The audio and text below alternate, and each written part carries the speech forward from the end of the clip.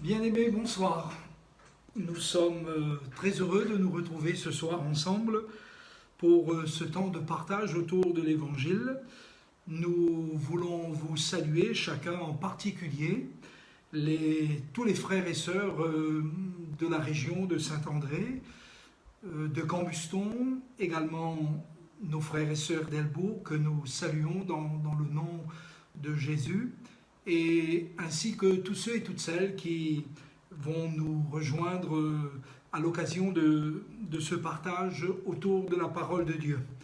Alors sachez, comme nous le disons chaque fois, que nous prions pour vous, et vous êtes l'objet de nos prières, vous êtes l'objet de notre affection en Jésus-Christ, et j'espère que chacun de vous, vous vivez le confinement avec la grâce de Dieu, et que profitant de ce temps, vous faites beaucoup de bien autour de la parole de Dieu avec votre famille, et aussi dans la prière qui nous est commune et par laquelle les uns et les autres nous nous bénissons mutuellement. Alors, dans le cadre de cette réunion, ce soir, nous allons parler de la guérison divine. Est-ce étonnant que Dieu guérisse? Certainement pas. Quand nous considérons tout l'univers qu'il a créé, quand nous considérons l'homme qu'il a façonné à partir de la poussière de la terre, nous réalisons bien que ce Dieu créateur du ciel et de la terre soit parfaitement capable de nous guérir entièrement. Et ce soir, pour partager l'évangile avec vous, j'aimerais que nous puissions méditer ensemble cette parole que le Seigneur a adressée un jour à un homme qui était malade depuis bien des années. Nous trouvons son récit dans l'évangile de Jean, nous le lirons ensemble dans quelques instants. Et ce soir, nous parlerons de la guérison divine, nous parlerons du miracle que le Seigneur Tout-Puissant est en mesure d'accomplir dans la vie de ceux et de celles qui croient en lui. Alors le texte de l'évangile qui nous servira de méditation pour ce temps de partage se trouve dans l'évangile de Jean, dans le chapitre 5, et j'aimerais lire avec vous à partir du verset 5, lorsque Jésus va entrer dans Bethesda. Et la Bible dit au verset 5, « Là se trouvait un homme malade depuis 38 ans. Jésus, l'ayant vu couché et sachant qu'il était malade depuis longtemps, lui dit, « Veux-tu être guéri ?» Et le Seigneur, après avoir posé cette question à cet homme, va lui accorder une entière guérison, une totale guérison. Et j'aimerais que nous puissions nous arrêter quelques instants sur cette question que Jésus a posée à cet homme qui était malade depuis 38 ans. Veux-tu être guéri? Voyez-vous, le Seigneur, il peut accomplir de grandes choses dans notre vie. Un jour, Dieu a dit dans sa parole à un homme qui était fort avancé en âge et à qui il avait fait une promesse qu'il aurait une postérité. Le Seigneur lui dira ceci, « Y a-t-il quelque chose d'étonnant de ma part ?» Chers amis, y a-t-il quelque chose que Dieu ne puisse accomplir? C'est pourquoi le Seigneur nous invite à croire, au-delà même de ce que nous pouvons voir ou comprendre, de ce que nous sommes capables d'expliquer ou pas. Il nous invite tout simplement à croire en lui. Le Seigneur rappellera cela aussi à ses disciples, parlant de la foi. Il leur dira ceci, « Ayez foi en Dieu, croyez en Dieu et croyez en moi. » Alors voici la question que le Seigneur a posée à cet homme qui était malade depuis 38 ans. « Veux-tu être guéri ?» Voilà. Veux-tu être guéri? En effet, dans l'Évangile, nous découvrons que chaque homme, chaque femme qui a été guéri par le Seigneur, eh bien, ont tout d'abord été en contact avec lui. Ils ont entendu une parole que le Seigneur leur avait adressée et ils ont cru dans la parole que le Seigneur leur avait dit. Et à partir du moment où leur foi s'est manifestée dans le Christ et dans la parole du Christ, nous voyons que la guérison, le miracle a eu lieu dans leur vie, et quelles qu'étaient les conditions dans lesquelles ils étaient avant, qu'ils soient aveugles, qu'ils aient été sourds, qu'ils aient été possédés de démons, dès qu'ils ont mis leur confiance dans le Seigneur, eh bien une entière délivrance leur fut accordée parce qu'ils ont cru en Jésus et ils ont cru dans la parole du Seigneur. Alors voici la question, veux-tu être guéri? Parce que voyez-vous, le Seigneur est en mesure de nous accorder une entière guérison. Pas seulement un miracle dans le domaine physique ou dans le domaine de notre corps qui serait malade, mais le Seigneur nous donne une guérison beaucoup plus grande que celle-là parce qu'il est en mesure de nous apporter la guérison de notre cœur, la guérison de notre âme. Et dans l'évangile de Matthieu, dans le chapitre 11 et au verset 28, le Seigneur, voici ce qu'il dit, « Venez à moi, vous tous qui êtes fatigués et chargés, et je vous donnerai du repos. Prenez sur vous mon joug et recevez mes instructions, car mon joug est doux et mon fardeau léger. » Et le Seigneur dit, vous trouverez du repos pour vos âmes. La guérison que le Seigneur nous accorde est une guérison totale, est une guérison entière. Et le plus grand des miracles, chers amis, n'est pas le fait que nous recouvrions la vue. Le plus grand des miracles n'est pas le fait que de sourds que nous sommes, que nous soyons guéris. Mais le plus grand miracle de Dieu dans notre vie, c'est que nous, des hommes pécheurs d'entre les pécheurs, par la foi en Jésus-Christ, eh bien, nous pouvons recevoir le pardon de nos péchés, le salut de notre âme et la vie éternelle. C'est pourquoi le Seigneur a dit à cet homme, « Veux-tu être guéri ?»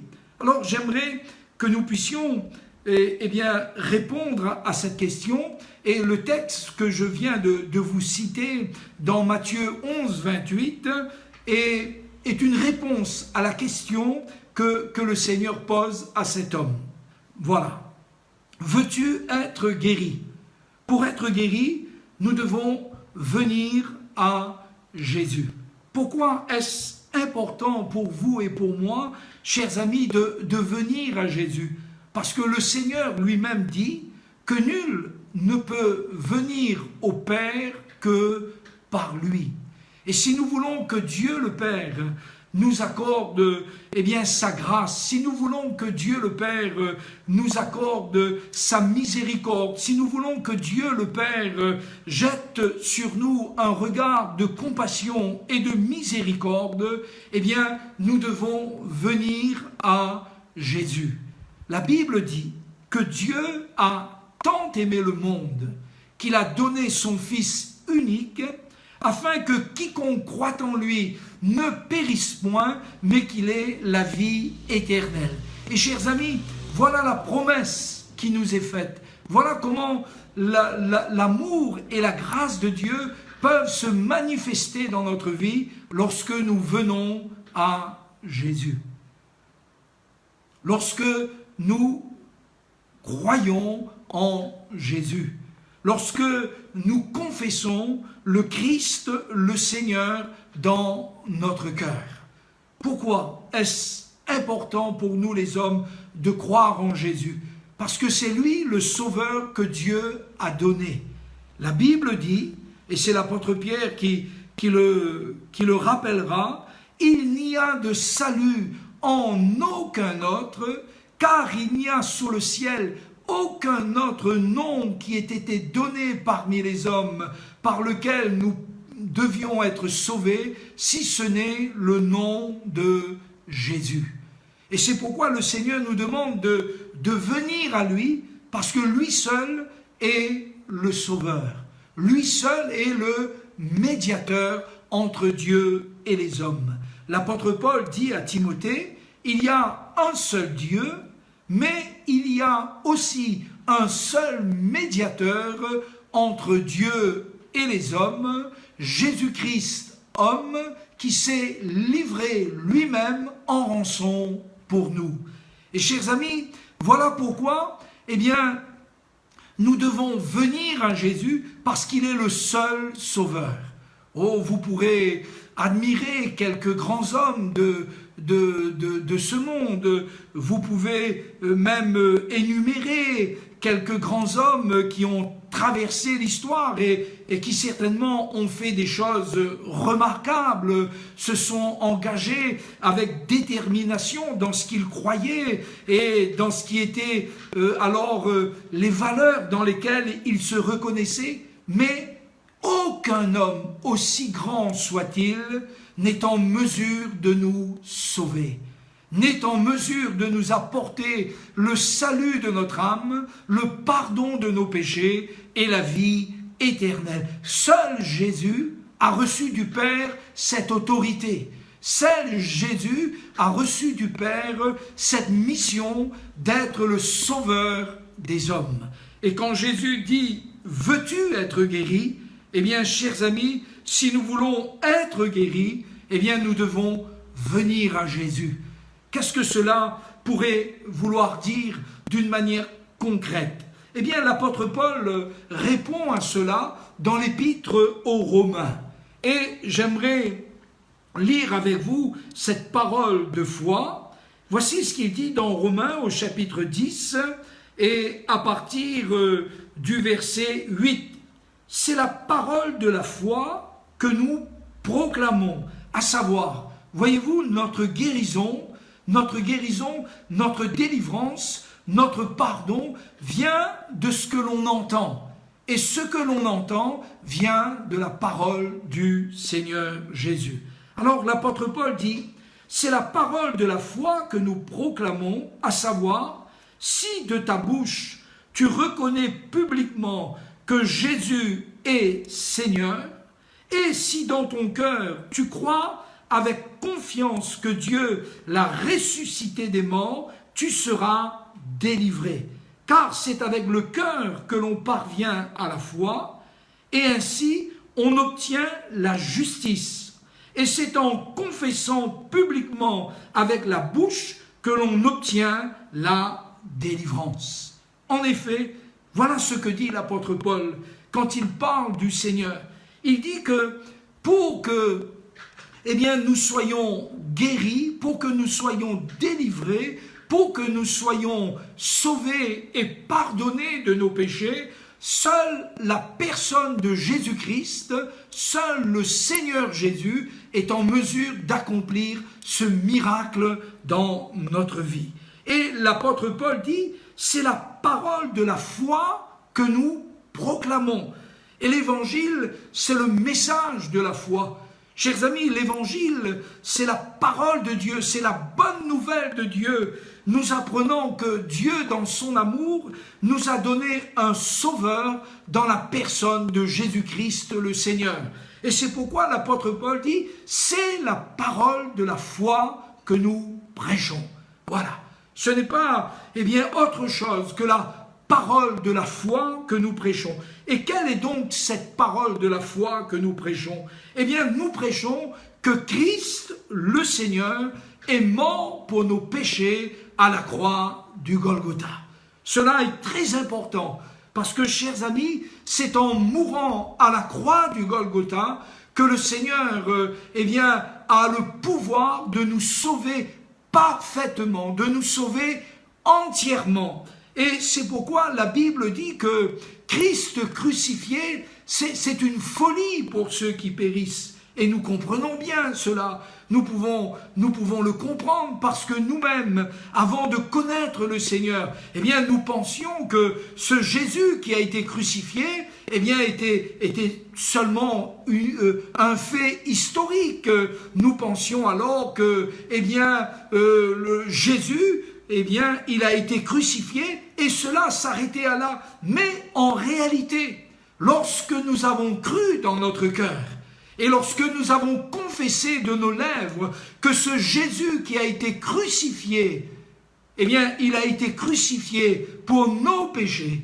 Il a été crucifié pour porter le châtiment qui nous donne la paix. C'est en croyant dans cette parole de Dieu, dans cette bonne nouvelle de l'Évangile, que nous avons expérimenté d'une manière personnelle, d'une manière intime et d'une manière réelle la puissance de Dieu qui s'est manifestée dans notre vie. C'est pourquoi l'apôtre dit c'est la parole de la foi que nous prêchons. Et l'évangile, c'est l'évangile de la foi, c'est l'évangile de la bonne nouvelle du royaume de Dieu. Nous apprenons que pour nous les hommes, le Christ Jésus, le Seigneur, le Fils de Dieu, celui-là même qui est né par la puissance du Saint-Esprit dans le sein de la Vierge Marie et qui a été crucifié pour nos péchés, c'est ce Jésus qui peut parfaitement sauver ceux qui s'approchent de Dieu par la foi en lui. Et c'est pourquoi il est dit que c'est la parole de la foi que nous proclamons, à savoir, si de ta bouche tu reconnais publiquement que Jésus est le Seigneur. En effet, reconnaître que Jésus est le Seigneur, chers amis, c'est reconnaître qu'il est le Sauveur. C'est reconnaître qu'il est le don de Dieu pour nous. C'est reconnaître toute l'autorité du Seigneur, toute la divinité du Seigneur Jésus. Confesser que Jésus est le Seigneur, c'est confesser eh bien, qu'il est aussi le Sauveur. Souvenez-vous, lorsque Jésus mourait à la croix du Golgotha, la Bible nous dit que il y avait deux brigands qui étaient aussi crucifiés avec lui en même temps. Et la Bible dit que l'un d'eux se moquait de lui et défiait son autorité. Il défiait l'autorité du Seigneur. Et il disait, mais si tu es le Christ, comme ils le disent, sauve-toi toi-même et sauve-nous. Et voyez-vous, Jésus n'a absolument pas répondu à cet homme. Parce que Dieu, la Bible dit, il se moque des moqueurs. La Bible dit qu'on ne se moque pas de Dieu. Et comme cet homme était dans une approche du Seigneur, en défiant et en disant le Seigneur que lui-même était incapable de se sauver, alors comment pouvait-il sauver celui qui était là, juste à côté de lui? Et il avait, eh bien, vis-à-vis du Seigneur crucifié, comme du mépris dans son cœur. Tandis que l'autre, qui était là, il disait, mais pour nous, c'est justice, parce que nous recevons ce qu'a mérité nos œuvres. Nous recevons ce que nous avons mérité. Mais lui, cet homme, parlant de Jésus, il n'a rien fait de mal.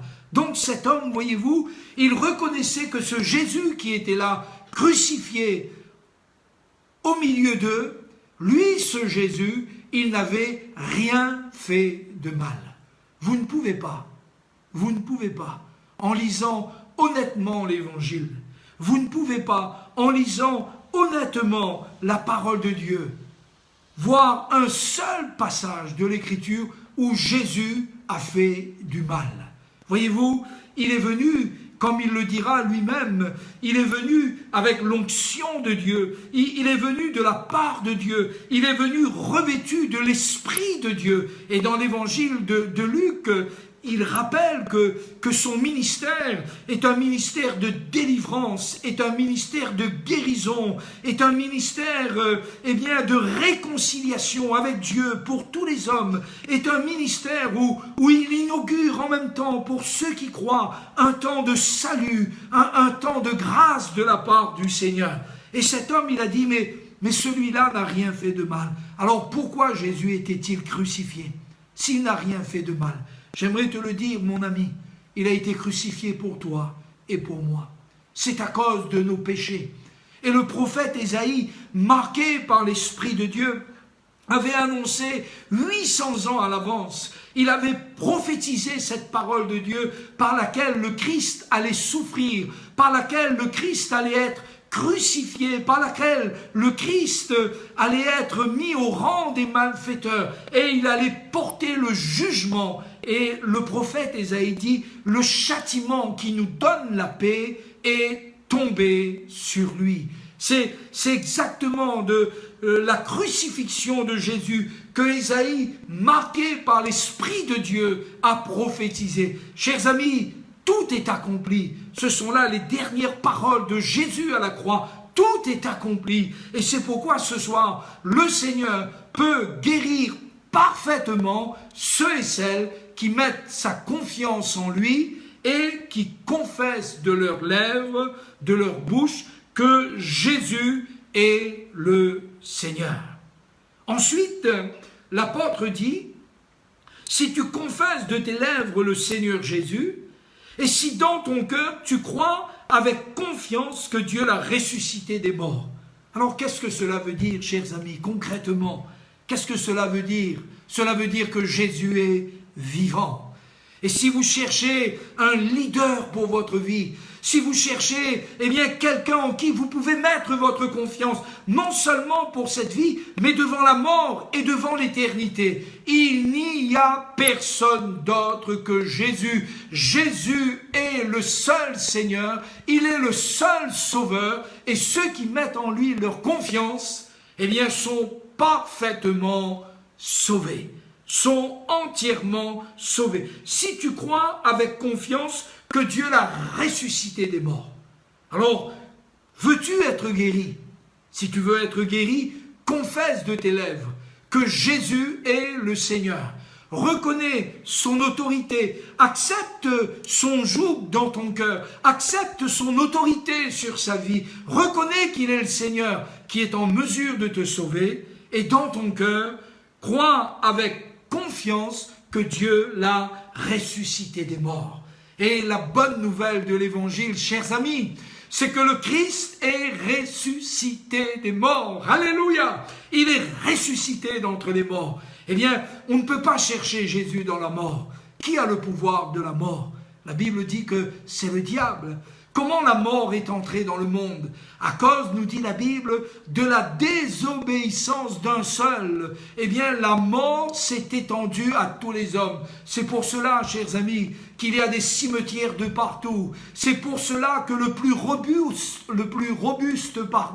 des hommes va vivre jusqu'à 90, 100 ans pour quelques exceptions. Mais dès que nous naissons, nous les hommes, la mort est attachée à nous. Dès que nous naissons, la mort est attachée à nous. Et il n'y a point d'homme qui puisse vivre éternellement sans jamais voir la mort. Mais la Bible dit, écoutez bien, chers amis, la Bible dit que si nous croyons avec confiance que Dieu a ressuscité Jésus d'entre les morts, ça veut dire que Jésus est vivant. La Bible ne nous apprend pas à avoir des relations avec les morts. La Bible ne nous invite pas à nous confier dans les morts. Quand quelqu'un est mort, il ne peut plus rien faire, chers amis. Il n'y a pas de relation entre les morts et les vivants, quoi qu'on en dise, même si quelquefois, il arrive que certaines personnes, croient que les morts sont là et qu'ils peuvent revenir à la vie ou communiquer avec les vivants. Il n'y a pas de relation entre les morts et les vivants. Et s'il y a une relation entre les morts et les vivants, c'est une relation purement diabolique. C'est une relation de ténèbres. Car il n'y a pas de relation entre les morts et les vivants. Et la Bible ici nous apprend une chose merveilleuse. Et le Seigneur nous dit que si nous croyons avec confiance que Dieu l'a ressuscité des morts. Et l'Évangile nous invite à croire dans le Christ qui est vivant, dans le Christ qui est puissant. Nous ne concevons plus un Jésus selon la chair, mais nous croyons dans le Christ qui est mort pour nos péchés et qui est ressuscité des morts pour nous justifier. Qu'est-ce que cela veut dire, chers amis? Cela veut dire que le Seigneur est vivant, que le Seigneur est vivant. Le Saint-Esprit dit de Jésus, dans le livre aux Hébreux, dans le chapitre 13 et au verset 8, voici ce que déclare le Saint-Esprit. Il dit que Jésus-Christ est toujours le même hier, aujourd'hui et éternellement. Et dans le livre de l'Apocalypse, voici le témoignage que Jésus apporte à Jean. Et ce témoignage est aussi pour l'Église de Dieu. Voici ce qu'il dit, le Seigneur. J'étais mort et je suis vivant. Et je détiens les clés de la mort. Pourquoi nous les chrétiens, pourquoi nous les enfants de Dieu, nous ne craignons plus la mort, ce que la Bible appelle la reine de l'épouvante? Pourquoi n'avons-nous plus peur de la mort, chers amis? Parce que le Seigneur Jésus, en qui nous croyons, est ressuscité d'entre les morts. Et c'est ce que l'apôtre Paul dit. Si nous croyons avec confiance que Dieu l'a ressuscité des morts, et c'est là ce que nous confessons, chers amis. La Bible dit qu'il est mort pour le pardon de nos péchés et qu'il est ressuscité des morts pour nous justifier.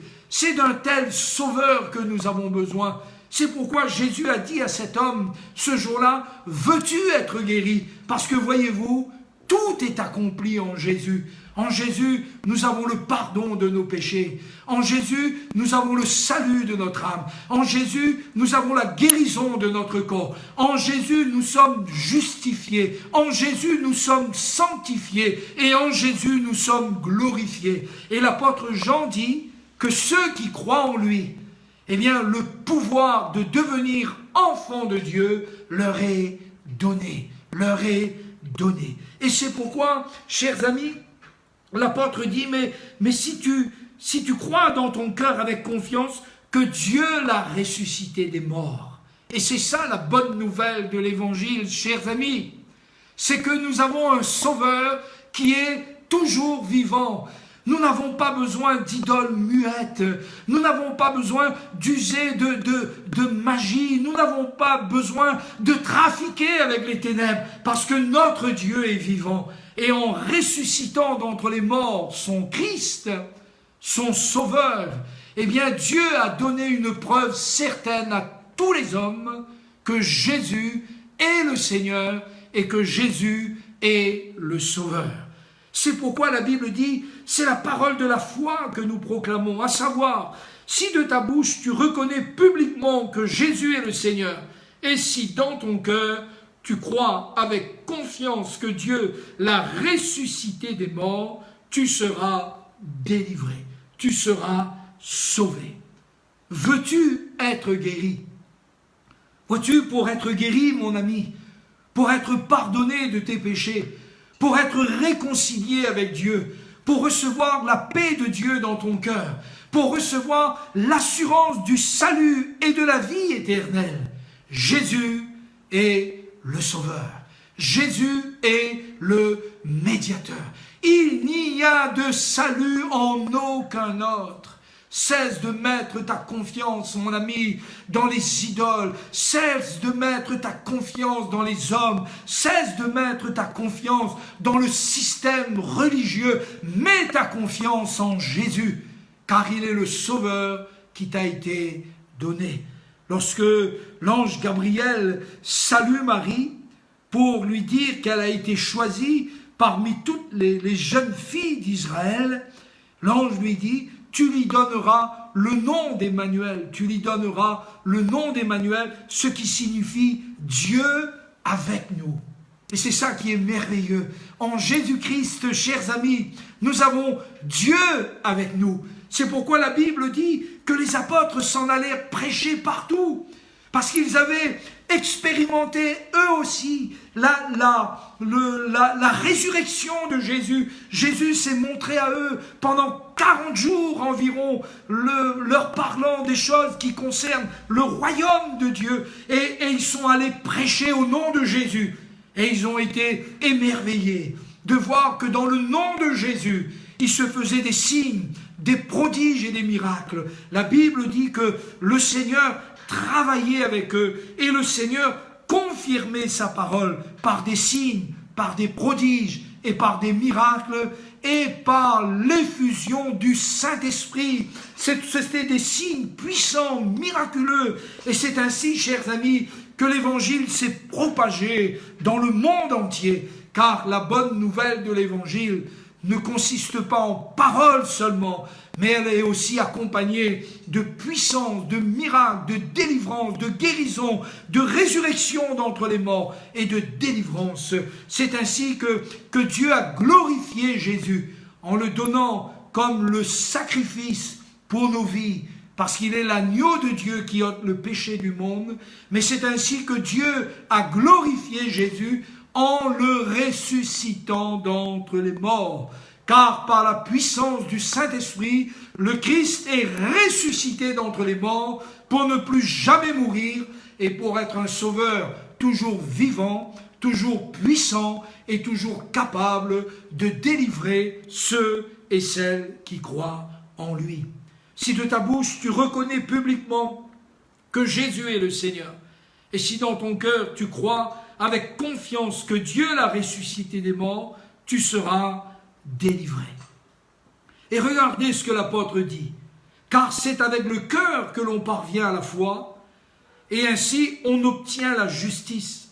Et c'est en confessant publiquement avec la bouche que l'on obtient la délivrance. Un jour, un homme est venu vers Jésus pour son fils qui était cruellement tourmenté par le démon.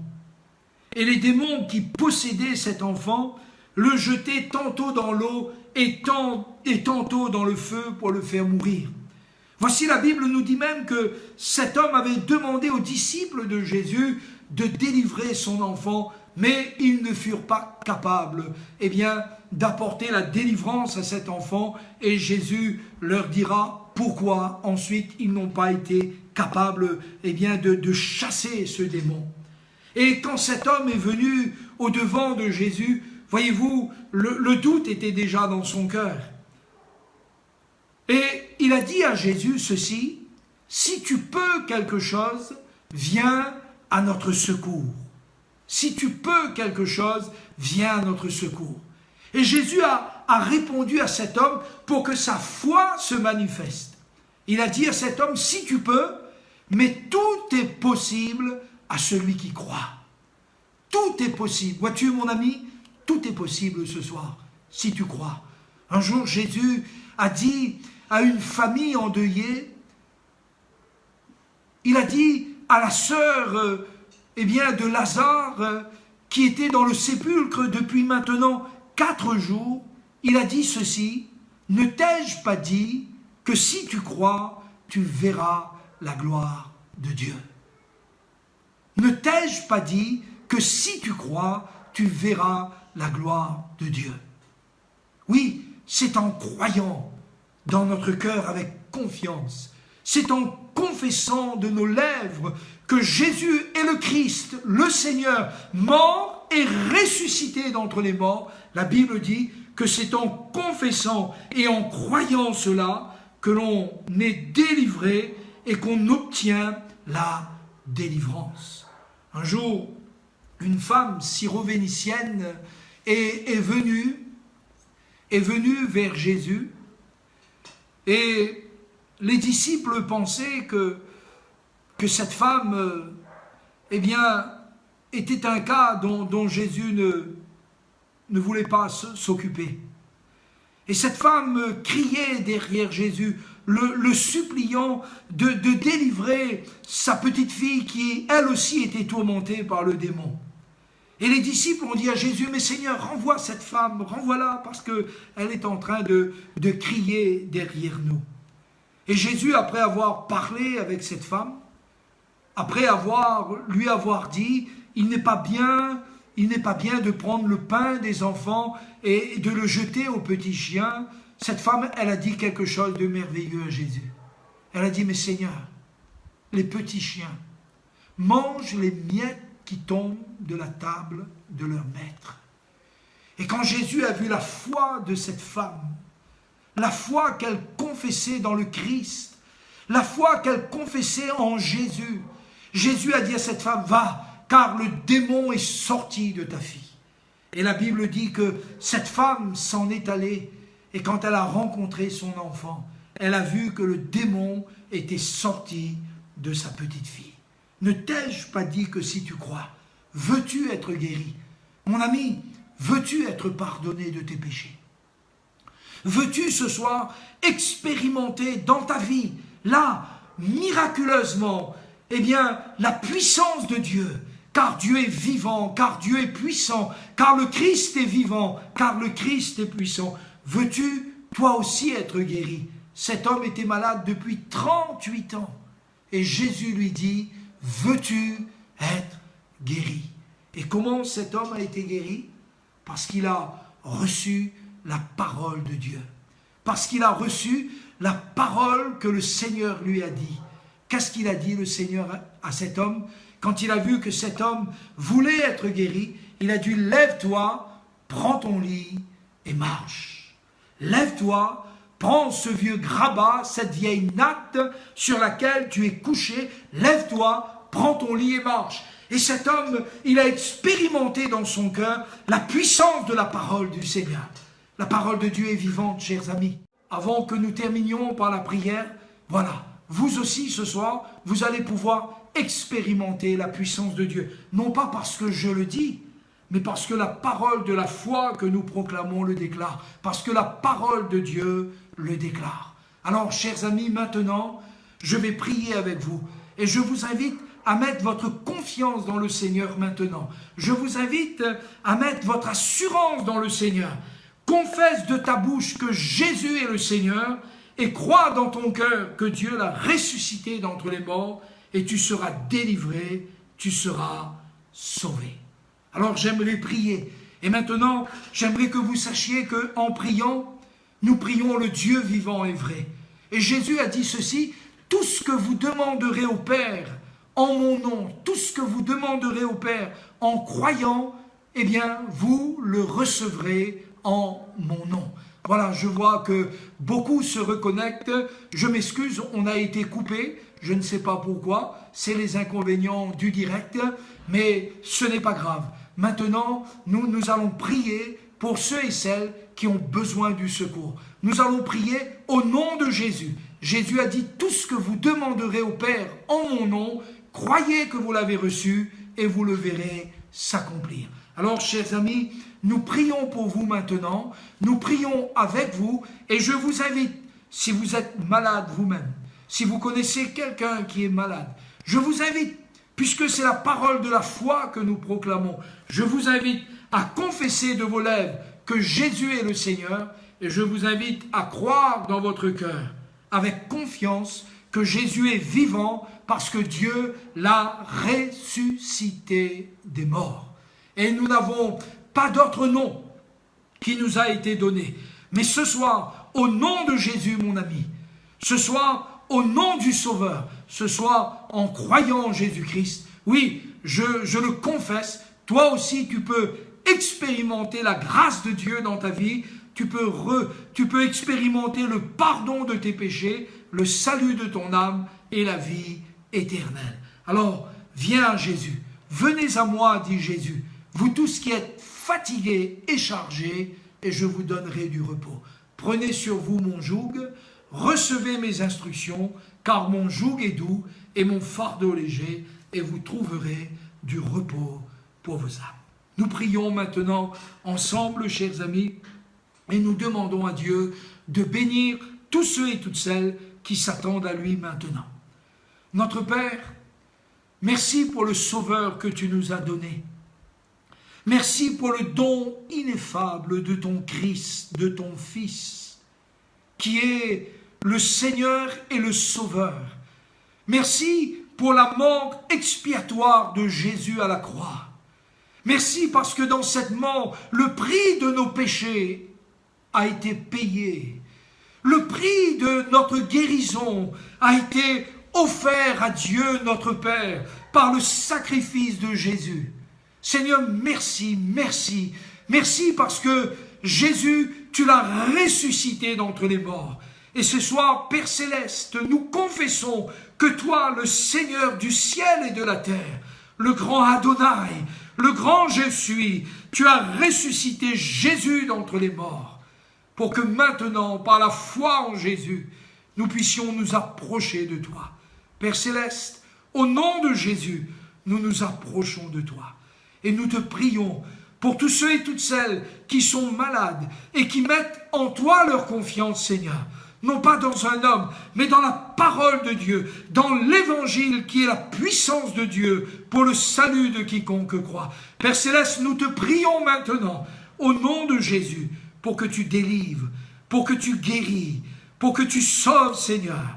Oh, chers amis, vous qui m'écoutez et qui avez besoin de la paix de Dieu dans votre cœur, confessez vos péchés. Ne les confessez pas avec moi, car je ne suis qu'un homme. Confessez-les à Dieu, en croyant de tout votre cœur que Jésus a tout accompli à la croix du Golgotha pour vous. Confessez-le, chers amis, confessez-le de tout votre cœur et croyez, ayez confiance en Dieu, car le Seigneur est vivant, car le Seigneur est puissant. Amen. Seigneur, guéris ce soir, toi qui es le Dieu vivant et vrai, toi qui es le Christ qui est mort pour nos péchés et qui est ressuscité d'entre les morts, en ton nom, Seigneur Jésus, nous prions pour que les malades soient guéris. Notre Père qui est dans le ciel, au nom de Jésus. Et nous disons Amen. Amen à la proclamation de la parole de l'Évangile. Et nous te rendons gloire, Seigneur, au nom de Jésus. Amen. Gloire à Dieu. Chers amis, ayez foi en Jésus. Jésus a dit, croyez en Dieu et croyez en moi. Et si vous avez mis votre confiance ce soir dans le Seigneur, ne doutez pas. Jésus a dit, tout ce que vous demanderez au Père en mon nom, croyez que vous l'avez reçu et vous le verrez s'accomplir. Alors, chers amis, vous le verrez s'accomplir. Parce que le Seigneur, c'est le Seigneur qui est vivant et c'est le Seigneur qui est puissant. Et si vous croyez de tout votre cœur, eh bien vous verrez la gloire de Dieu se manifester dans votre vie. Nous arrivons maintenant à la fin de ce temps de partage, chers amis. Nous avons été heureux de le partager avec vous. Et même s'il y a eu cette petite coupure, veuillez nous en excuser. Mais croyez-moi, que le Seigneur, lui, il n'a pas manqué de confirmer sa parole dans les cœurs et dans les vies de ceux qui croient. Veux-tu être guéri? Et cet homme a été entièrement guéri. Et si toi aussi ce soir, eh bien, tu as voulu être guéri et que tu as reconnu Jésus comme ton Seigneur, comme celui qui est mort pour tes péchés, qui est ressuscité des morts, et que tu as mis en lui ta confiance en t'approchant de Dieu le Père, eh bien mon ami, je suis persuadé que dans ta vie aussi, eh bien tu verras la grâce de Dieu agir. Sur ce, je vous souhaite une bonne soirée et je vous donne rendez-vous demain soir pour le live. Et demain soir, vous aurez avec vous le pasteur Van der Straten David. Nous vous saluons dans le nom de Jésus. Pour toute question, pour tout renseignement, vous pouvez nous contacter. Sur notre site, vous trouverez les coordonnées téléphoniques et les adresses mail de chacun des pasteurs. Le pasteur Van der Straten David, le pasteur Cédric Cotaya, le pasteur Jean-Michel Payette, ainsi que moi-même. Je vous souhaite une bonne fin de semaine, chers amis, et je vous donne rendez-vous ce dimanche pour notre culte en direct. Alors, soyez bénis. Prions les uns pour les autres, prions les uns avec les autres et que Dieu vous bénisse. Et à bientôt, chers amis, que la paix du Seigneur soit dans votre cœur et que chacun d'entre vous soyez bénis au nom de Jésus. Je vous dis à bientôt.